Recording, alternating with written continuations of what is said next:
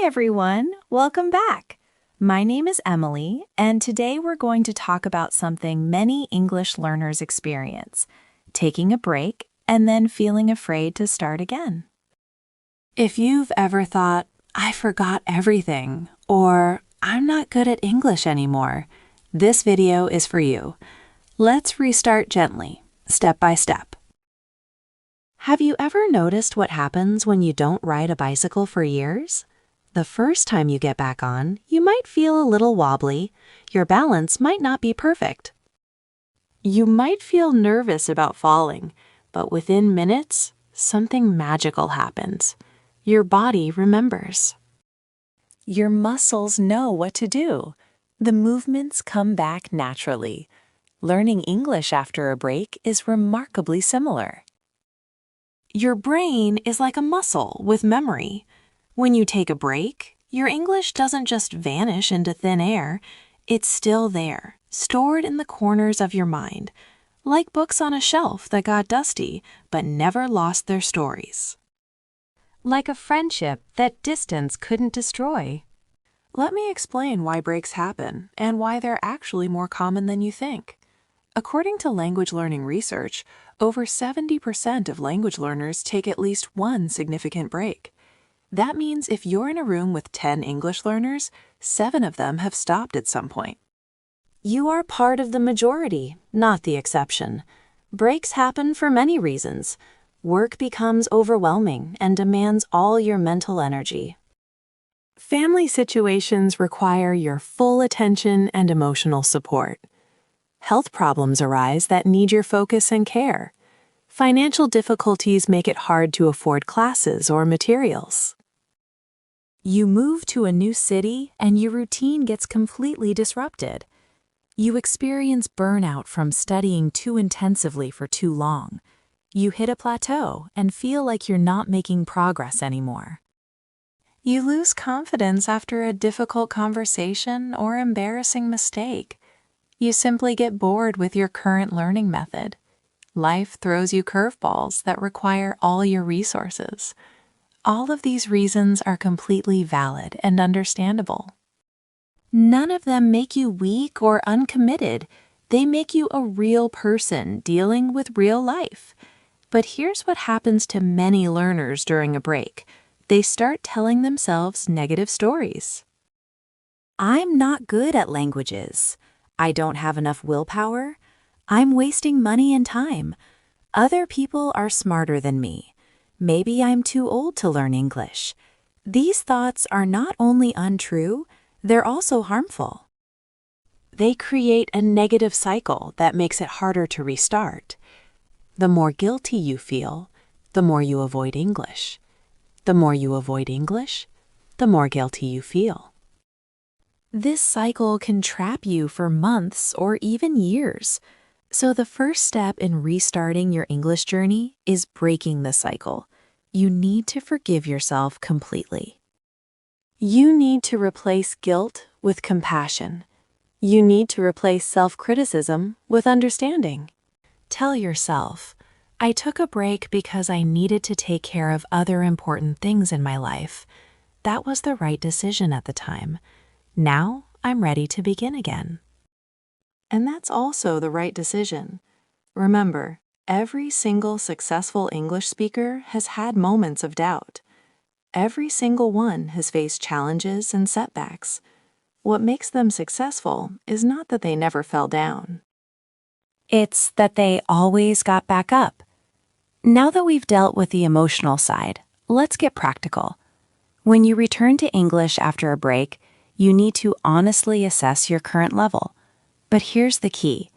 Assess without judgment. Think of yourself as a scientist studying an interesting phenomenon. You want to gather data, not make moral judgments. Many people make the mistake of immediately jumping back to where they left off. They pick up the same advanced textbook they were using. They try to watch the same difficult English movies. They attempt to have complex conversations right away. This approach usually leads to frustration and another break. Instead, you need to start a little below where you think you are. This isn't because you're not capable. It's because you want to rebuild confidence along with skills. Think of it like going to the gym after a long break. Even if you used to lift heavy weights, you start with lighter ones. This prevents injury and helps you build back up safely. Your English brain needs the same gentle approach. Here's how to assess your current level honestly. Start with listening. Find a simple English video or podcast, something designed for beginners or elementary learners.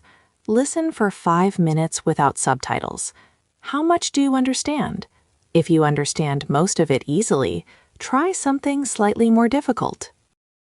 If you understand very little, try something even simpler. Keep adjusting until you find your current comfort zone. Next, test your reading. Find a short article or story written for English learners. Read one paragraph slowly. How many words do you need to look up? If it's more than 3 or 4 words per paragraph, try something easier. If you understand everything easily, try something more challenging. Now test your speaking. This one might feel scary, but it's important. Try talking to yourself for 2 minutes about your day. Don't worry about grammar or vocabulary mistakes. Just try to express your thoughts. How difficult was it to find words? How comfortable did you feel with pronunciation? How much did you hesitate or get stuck? Finally, test your writing. Write a short paragraph about your weekend or your hobbies. Again, don't worry about perfection. Just try to communicate your ideas. How easily did the words come? How confident did you feel about grammar? How much did you have to think about each sentence? Based on these simple tests, you'll have a realistic picture of where you are now. Maybe your listening is stronger than your speaking. Maybe your reading is better than your writing. This is completely normal. Different skills develop at different rates, and different skills fade at different rates during breaks. The important thing is knowing your starting point, because you can't plan a journey without knowing where you begin. Now comes the fun part, designing your comeback. But we're going to do this smartly and sustainably. The biggest mistake people make when restarting English is trying to do too much too fast. They're so eager to make up for lost time that they create unrealistic expectations. They plan to study for 2 hours every day. They want to memorize 50 new words per week. They decide to speak only English at home. This approach almost always leads to burnout and another break. Instead, we're going to use what I call the gentle restart method. This method is based on 3 principles. Start small, be consistent, and gradually increase. Let's start with time commitment. For the first week, commit to only 10 minutes of English per day. Yes, only 10 minutes. This might feel too easy, but that's exactly the point.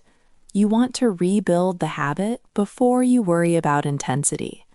You want success to feel inevitable, not difficult. 10 minutes is small enough that you can't make excuses. I don't have time doesn't work with 10 minutes. I'm too tired doesn't work with 10 minutes.